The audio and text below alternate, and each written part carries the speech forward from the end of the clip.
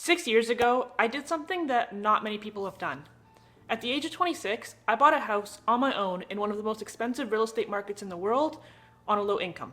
And while I was definitely excited about it and it felt like a big accomplishment, I really didn't realize what a big accomplishment it was because it didn't actually feel that difficult to me.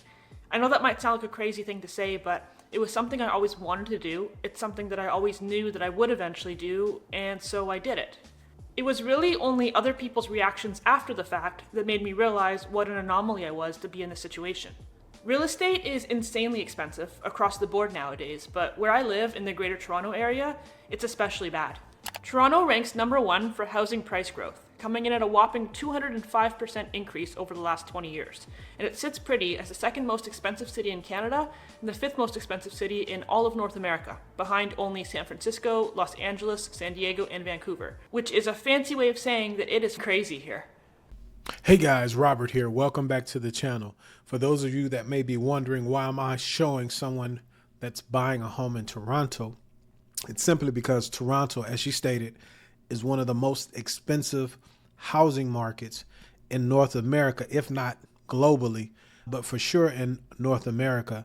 On this channel, we want to show you ways in which people have been able to get onto the property ladder and find those stories that match where a lot of people are.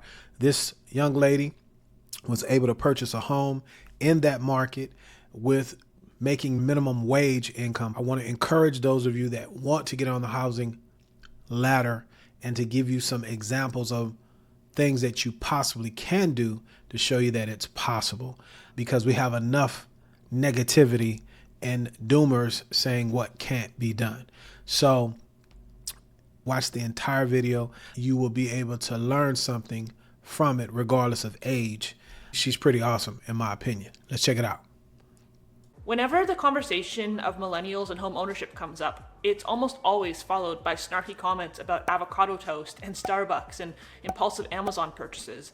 And while I've always been somebody who acknowledges and appreciates the fact that small purchases do matter and they do add up quickly, it is exactly cutting out all of those small luxuries in life that makes saving money feel so daunting. Who would even want to try to save money or buy a house if you have to cut out every single little luxury and you can't enjoy your life at all along the way? So living like a monk is probably not the best strategy and was definitely not the path forward for me.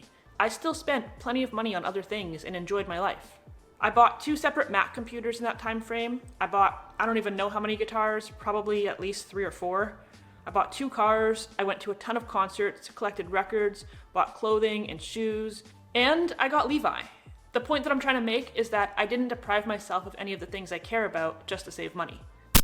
So I love the angle and her viewpoint on budgeting and not focusing on every little thing that you do in life, because that would make budgeting very daunting, and who would want to do that?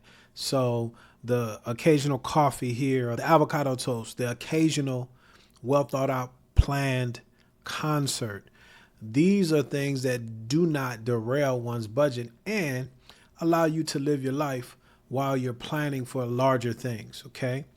But she's going to go on to address 4 areas that are gotchas, the areas that we tend to not want to deal with or overlook, and try to focus on the smaller things as a justification for some of us not to budget. And again, live your life, do things with balance and with reason or within reason, and you'll be fine there. But check out what she's about to address, because these are the areas that you cannot have any faux pas or missteps, because they are really budget and future killers. There were 4 very important decisions that I made that I think are completely responsible for me being able to save up to buy a house. And these 4 decisions are huge, no matter who you are or what stage of life you're in or what you're trying to save money for. Number 1 was not going to college. Here's the thing. When it comes to your finances, going to college could either be the best or the worst decision you make, all depending on how you approach it. Starting off your adult life with $20,000 or $30,000 or $50,000 of student debt isn't great, right? Well, you know what's even worse? Starting off your adult life with $20,000 or $30,000 or $50,000 of car debt, or maybe both if you're really lucky. If I had had a $600 car payment and a $300 student loan payment, which is so common, That would have been like $900 a month, which was more than half my take-home pay. So instead, I saved that $900 a month. Number 3 was not drinking and not doing drugs. And finally, number 4, this one was admittedly the hardest for me personally, and it was not renting an expensive apartment. I've been very open about the fact that I lived at home with my mom until I was 26 years old, which is when I eventually bought my house. I wasn't living for free, I did pay rent, and I had to help out with some other things as well, but it definitely cost me less than it would have had I gone out and rented a nice apartment by myself.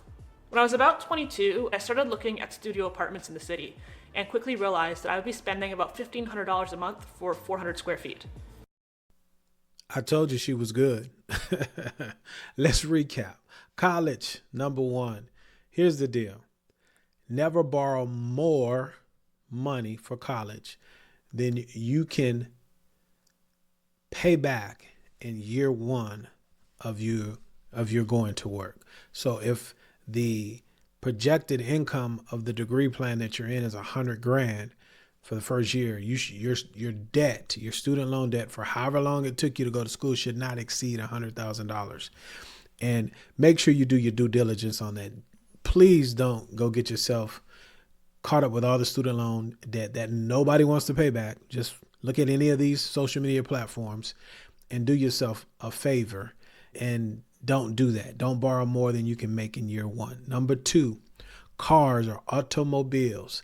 Biggest wealth killer that there is. She drives for go and not for show.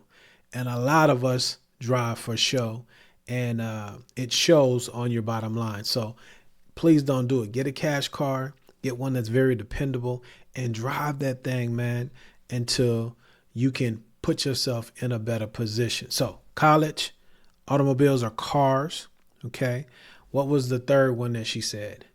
Yeah, the entertainment part, alcohol and other extracurricular activities. It's expensive, man. All the boots on the ground and line dancing and the fraternizing and the drinking and whatever y'all do when you go do that. If that's what you do, again, you're not breaking any laws. It's cool, but you're killing your pockets. Very expensive to be the life of the party. The last one, the apartment. Yeah, you're young, you're single, you're making that money, you want to mingle, you want your own place. But she was able to humble herself, and she had the opportunity to live at home. Some of you have it, some of you don't. If you have it, don't lose it. It's an opportunity for you to get your money right. In her case, she actually paid her way and bills and things of that nature. I don't have a problem with that. But some of you may not be paying anything, and all you doing is you tricking that money. If you can watch those 4. Those are 4 wealth killers for sure.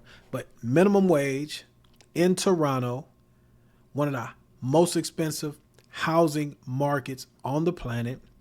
She saved over $100,000 by doing those things from 18 to 26 when she bought her first house when she was 26 in Toronto. My question to you is, what's your excuse if you really want to buy?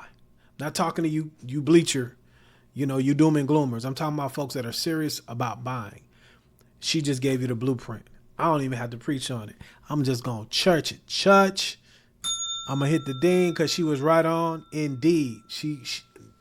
What's been said, I don't need to elaborate on.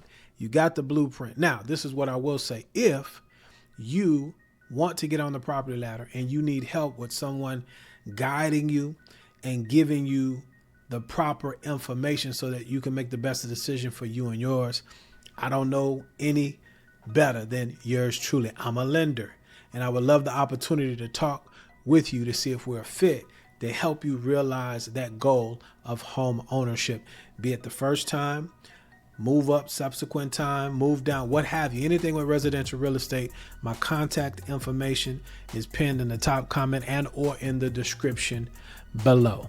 My time is up, guys, but I thank you for yours. As I always say, let us be good to one another. Let us let grace abound. And until the next time, check out this video right here. And for the rest of you guys, indeed, y'all stay blessed.